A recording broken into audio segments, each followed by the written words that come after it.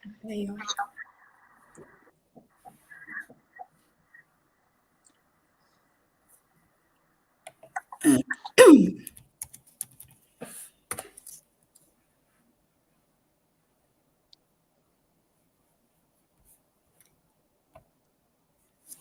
Hi everyone, good evening and welcome to the DigiSeminar of the Filipinska Hiyapes Samfund in Norway.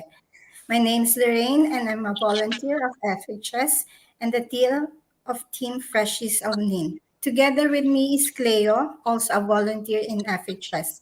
So we will be your host today. DigiSeminar is a permanent activity of the core group FHS Newbie in Norway.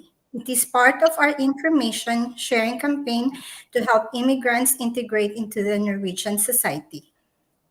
Good evening, everyone. My name is Cleo, and just a quick disclaimer FHS is an independent NGO who helps with information driving to benefit the migrants group in Norway. We are not in any way affiliated to local government agencies such as Utdanningsdirektoratet, NAV, Arbeidstilsynet, IMDI, and others. Everything presented is research based. Tonight, we will be discussing a very important topic, something that we will all contribute to on a daily basis as a part of society. It is about ethical consumerism in Norway. So, what is ethical consumerism? Being an ethical consumer means having the consciousness of purchasing products that are not harmful to the environment and are ethically sourced.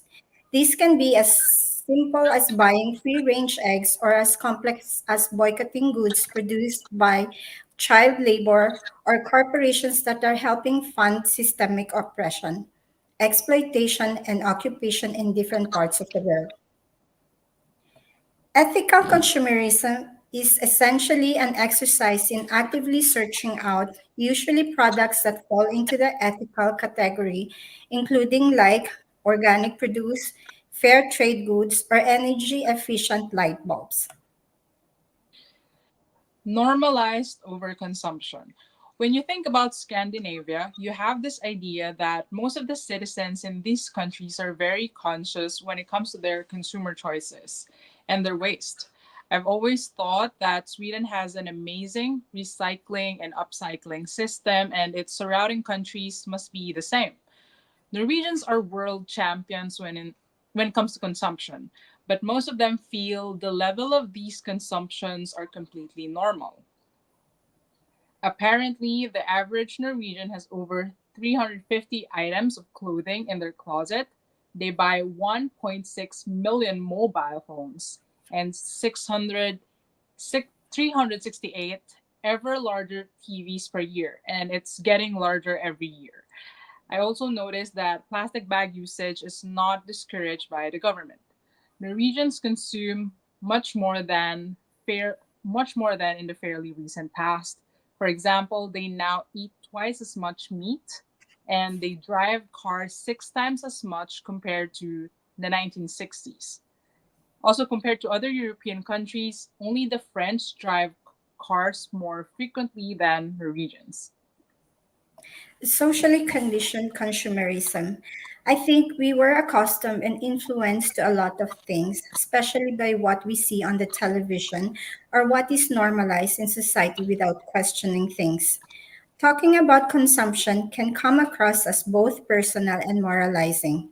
It concerns you and me, our everyday lives, and taken for granted comforts. Consumption patterns are difficult to change, but this very act contributes to defining how we participate in society. There is widespread agreement among researchers that consumption is largely driven by habits, which means that our behavior is often fairly automatic. The fact that we go to specific stores, prepare and eat certain types of food, drive specific routes, or buy certain garments are not necessarily as conscious choices as we like to think. Yes, Lorraine, being conscious about our purchases can seem like a drop of rain in the ocean individually, but having to give up your go to leading fast food because they are connected to a genocide in the Middle East where there has been more than 30,000 casualties If more people are informed, and the actions wouldn't just be a drop in the ocean, but more of a wave. It affects sales, the stocks, the investors, and the global market. Our simple act of being conscious where we spend our money could go as far as saving lives, a ripple for the generations to come. Mass boycotting is what took down oppression and apartheid in South Africa. And this is a pivotal moment in history and humanity. Yeah. So let's talk about how our habits in turn contribute to establishing social norms. Norms are not necessarily something consciously reflected upon. We often know intuitively what is expected of us in different social settings. But when conflicts do arise between our ideals, for example, about consuming less and what it means to fit in and participate in society, many end up doing what is expected of them out of fear of breaking with established ways of life. Norms play vital roles in any society, but as high levels of consumption have become the norm, they can function as barriers toward change and limit the possibility of finding alternatives. Yes, and with the good old convenience. Convenience plays a central role in shaping our consumption patterns. We're more likely to opt for simple, comfortable, convenient options. And capitalism and businesses are constantly creating new services that will make it easier for every one of us to consume and consume more. It is simple and convenient to order a new pair of shoes online, which then arrives from abroad in the mailbox just a couple of days later. We can easily order clothes in different sizes and styles to try on at home. Side note, did you know that most of the garments that you have tried on and returned from your fast fashion shops do not go back to the rack, but instead they are usually disposed of and ending up in landfills?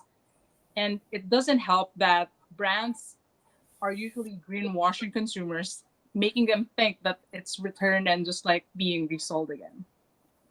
Okay, so out of sight, out of mind. So next we have just things being out of sight and being out of mind. Our planet is changing. If you live in the city, you don't exactly see it, unless you lived in New York last year, where forest fires in Quebec turned New York City red and doomed for days.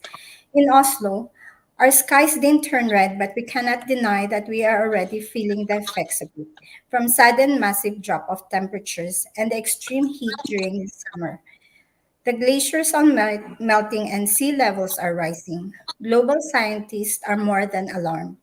Unless we act quickly to stop warming the planet, there will be very severe consequences for many, many people, especially the more vulnerable, impoverished groups. Yes, and from an environmental point of view, consumerism has extreme negative effects. The logic of disposable and the production of not very durable goods like made in China stuff, th- this is the good impacts in sustainability globally. Our annual waste is greater than ever. Consumption is at the center of sustainability crisis, but this is ignored by politicians. On the climate and environmental side, the focus is on emissions within the country's borders, since this is how we measure greenhouse emissions. Distance and denial. So, most children have no idea that shelved meat packaging that we see in the grocery stores were actual animals.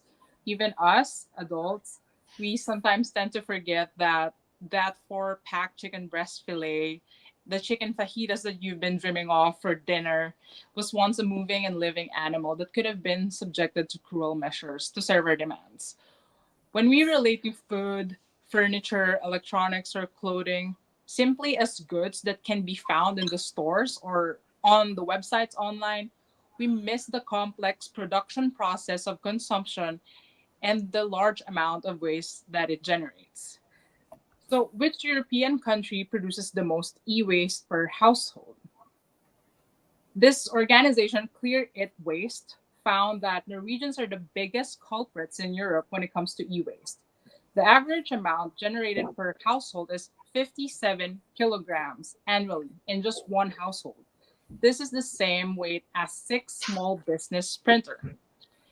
Investigating the waste from electrical and electronic equipment, also known as WEEE, flows in Norway, only 58% is recovered for recycling. Wow, that's a lot. So no wonder the European Commission has introduced the Critical Raw Materials Act. So with this, with a clear push towards improving sustainability and circularity within a commodity market with strategic importance for future renewable energy and technology sector growth in Europe. According to the European Commission Joint Research Centre in 2021, waste data from Eurostat and the Norwegian Statistical Agency (SSB) shows that Norway and the other Scandinavian countries are generating and collecting significant amounts of WEEE per capita compared to the rest of the EU. So this data doesn't mean that Norwegians do not know deep down how everything is connected. But the geographical and cultural distance between production and waste makes it easier for basically everyone in general to forget the links to our consumption. Consequently, we rarely connect wages and working conditions at Asian textile factories or DR Congo's mining industry to 342 offers at H&M and other fast fashion stores, or swap subscriptions on mobile phones, and that some produce like avocados that are used for Taco Fridays from the brand Bama are sourced from the illegal occupation of Israel in the West Bank in Palestine. We can criticize the Norwegian pork industry for animal welfare violations, yet without reducing the consumption of pork. This is where we get to the core of why attempts to change consumption so often fail. Okay, so with failed individual focus, we have this saying that change is within us, right? But individual focus, when it comes to consumption, just solely blame individual efforts. It's all surface level and it's all like a facade. Everything around us is modeled to make us consume more and for corporations to profit. When consumption is a topic in environmental discussion, it tends to be the individual consumer who is expected to take responsibility for change. This is based on a misguided belief that if a consumer has more knowledge, it was actually surprise. Oh, so yeah, I was actually surprised that I was only 10 years old when the smoking ban in Norway was implemented. The smoking ban was introduced in 2004, and it would have never been as effective if it was just an awareness campaign. They made cigarettes very expensive, and when I moved here, I didn't know where to get cigarettes because I was like trying to quit, but I wasn't really committed to that. But because they were nowhere to be found, I couldn't see them in stores, and even the regions reduced the car usage in the city centers without making it more expensive or less attractive to drive cars or bring your cars in the city center, which massively reduced the pollution in the city. Okay, that's good to know. Now let's talk about Norway's food, health, and sustainability, the consumer's role in a sustainable food system. Norwegian consumers want to make sustainable food choices for the sake of their own health, the climate, and the environment. They seek healthy products and want food production throughout the value chain to maintain the lowest possible environmental footprint within the planetary boundaries. Through their choices and behavior, consumers play an essential role in the transition to a more sustainable society. The facts about food and sustainable consumption study shows that the consumers now feel a greater sense of responsibility for changing their consumption out of consideration for both sustainability and health. So 1 out of 2 is willing to change their behavior even if this means they are met with higher prices and or practical difficulties. 4 out of 10 do not believe that current food production methods are sustainable. 4 out of 10 find it difficult to know what would be the most sustainable food choice. 6 out of 10 are willing to reduce or eliminate food waste. And 6 out of 10 wish to have regulations and other policy measures in place that can influence consumer choices. Okay, so when it comes to labeling, Labeling to ensure informed decisions. I got more conscious about the food that I'm putting in my body in the recent years, and it's more about health and not exactly ethical practices, but it kicked off something in my head that I have to be wary of these companies because they're designed to profit off of us after all. Not Did you know that there's actually currently no ethical way of harvesting cobalt, which is a very essential part of every battery that we use in our daily lives. In Congo, there is this huge slavery of cobalt mining. And if you delve into it, and if you actually go into a rabbit hole and try to see what is really happening out there, it's kind of a nightmare. So last year, I became more serious about boycotting corporations that I know are profiting off of wars and slavery. Well, Cleo, I think that's good to know that, we should be aware of these things. Yes, Yeah. actually, it's Yeah. really eye opening for me. Yeah, that's true. So, improved labeling is one of the key initiatives in consumer advocacy. Consumers need easy access to clear and trustworthy information about products if they are to make informed decisions. Public authorities have the primary responsibility for introducing new rules for regulating food labeling. In addition to regulations that specify how food should and can be labeled, voluntary labeling schemes may also play a significant role in informing consumers. The Norwegian Consumer Council recommends introducing mandatory nutrition labeling using a simplified color code on the front of the packaging. The keyhole label or the nokalkulet is not sufficient. Introducing mandatory labeling that informs of the total environment footprint of a product, stricter regulation and enforcement to prevent health washing and greenwashing, example, labeling and marketing that misleads consumers into believing that food products are healthier and more environmentally friendly than they actually are. Regulations that prohibit health and nutrition claims placed on products with a high content of salt, sugar, and fat based on nutrition profiles. Date marking for food products that indicates the product's actual shelf life. Strengthening independent third party certified labeling schemes that truly help consumers to differentiate between products with respect to the environment, health, and animal welfare and ethics. Introducing clear and simple mandatory origin labeling, and introducing animal welfare labeling that provides consumers with information about where the food comes from. Yes, well, it's actually very agreeable. Advice and information based on science and knowledge. Information and knowledge promote consumer power and enable consumers to make informed choices. The Norwegian Consumer Council recommends updated national dietary guidelines for healthy and sustainable diet based on independently reviewed research and science. Targeted public information campaigns and the authorities that reach the most vulnerable consumers with the aim of enhancing consumer knowledge and their ability to compose a healthy and sustainable diet, providing consumers with information that strengthens their ability to assess the shelf life of food products and increase their knowledge of how to correctly store food at home. Protect children and youth from aggressive marketing.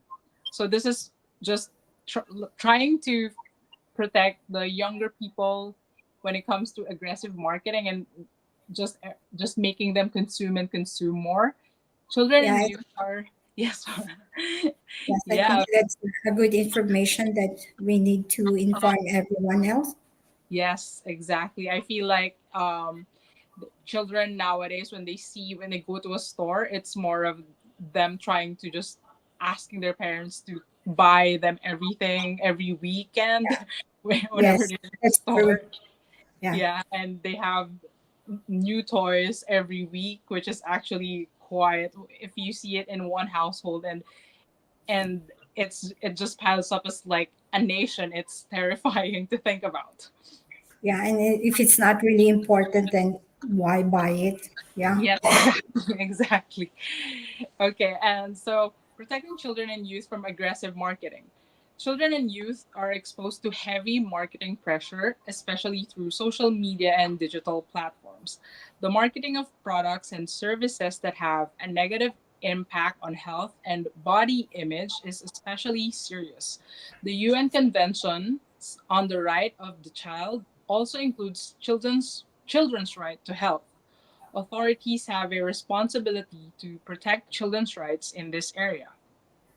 The Consumer Council recommends stricter regulations for the marketing of unhealthy food and drink aimed at children and youth.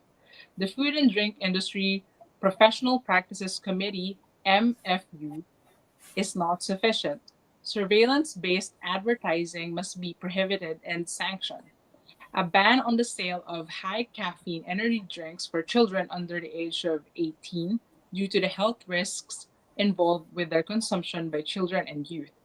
Targeted information campaigns from authorities in order to increase awareness and resistance to energy drinks among youth. So with ethical consumerism, we should enable healthy and sustainable choices also. So availability and price are factors that strongly influence behavior and consumption. It must become easier for consumers to make healthy and sustainable choices, and the healthy and less environmentally friendly choices must become less accessible. The Norwegian Consumer Council recommends targeted use of taxation and other fiscal measures to influence behavior change in the desired direction, example, through differentiated taxes on added sugar in food and drinks. Based on the sugar content of the end product, differentiated taxes based on the food product's nutritional value and environmental impact, such as reduced VAT on fruits and vegetables. Requiring that product development meets consumers' requests for a healthy and sustainable diet, example by producing foods with less salt, sugar, and saturated fat. Clear and transparent policies by retailers and food producers stating how they facilitate healthy and sustainable choices with respect to product development, product placement, pricing, and marketing.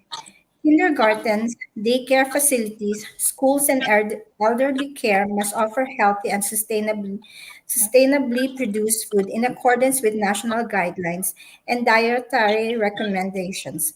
Public procurement must include criteria for nutritional content and sustainability. That's good to know, Miss Lorraine. So now let's talk about food safety and animal welfare. How exactly does a product like meat or a box of milk reach our supermarket shelves? Consumers have a right to safe products. Harmful and undesirable substances must be avoided in order to protect consumer health. Consumers also expect animal welfare is ensured in food production. Animal welfare scandals provoke anger amongst many consumers. Food safety and animal welfare must be ensured, for example, through better regulation and implementation and more active supervision. As always, we need a good system and planning to execute anything and for it to work out, I mean. So achieving the food waste reduction target requires systemic approach. Initiatives to reduce food waste are high on both the national and global political agenda. The UN Sustainable Development Goals state that food waste should be reduced by 50% by 2020, by 2030, both government authorities and the food industry. The Consumer Council recommends, the development of smart and environmentally friendly food packaging must be intensified. It is essential to develop packaging that is more efficient at preserving food quality also after the package is opened. Packaging sizes must be adapted to different household sizes and consumers in different life situations. All unnecessary packaging must be reduced with more bulk sale of fruit, vegetables, and food products that do not require packaging. Store chains should avoid launching sales promotions 3 for 2 of products with a limited shelf life and should also avoid unnecessary bundling and additional sales. There should be greater focus on technological developments that can help consumers reduce food waste. The government must evaluate initiatives and efforts to achieve the goals of the industry agreement on food waste and assess the need for regulations that prevent overproduction and remove structures in the value chain that create food food waste. Okay. Yes, and research shows that for us to be able to slow down the damage on our planet, we need a more radical and sustainable approach. We need action from everyone, not just individuals, but we need to hold our governments and massive private corporations accountable. So, holistic political efforts to develop sustainable systems. The better use of resources, eliminating waste, and regenerating nature are key components of a circular economy. The food system must also, to a larger extent, become circular. The Norwegian Consumer Council recommends developing a holistic plan to ensure a transition to a more sustainable food system with a focus on populations' need to maintain a sustainable diet. The goal of such a plan must encompass reducing greenhouse gas emissions and protecting natural resources, biodiversity, agricultural land, and consumer health.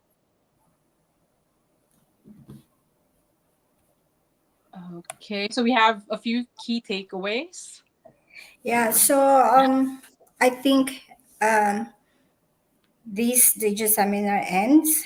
So there you go. I hope you have learned today some information about how important ethical consumerism is, and that I hope that the topic today helps you aim to harness your power of consumer choices, at the same time to help drive positive change in business practices, social justice, and environmental sustainability. So this program is part of the integration and voluntary activities of our organization. Our purpose is primarily aimed at Filipinos and other minority groups living in Norway and Filipinos in the Philippines. For those who missed this program, don't worry, you can replay it on our official Facebook page at fhs.org.no and watch it on our YouTube channel, the Filipino Helping Society in Norway. Visit our website as well, www.fhsnorge.org, for more updates and other information drives and to know more about our organization. We also want to promote the Team Newbie in Norway's activities and programs like Sprout Cafe, our monthly DG seminar, Tips to Newbies in Norway, 4X, and Nisheringen.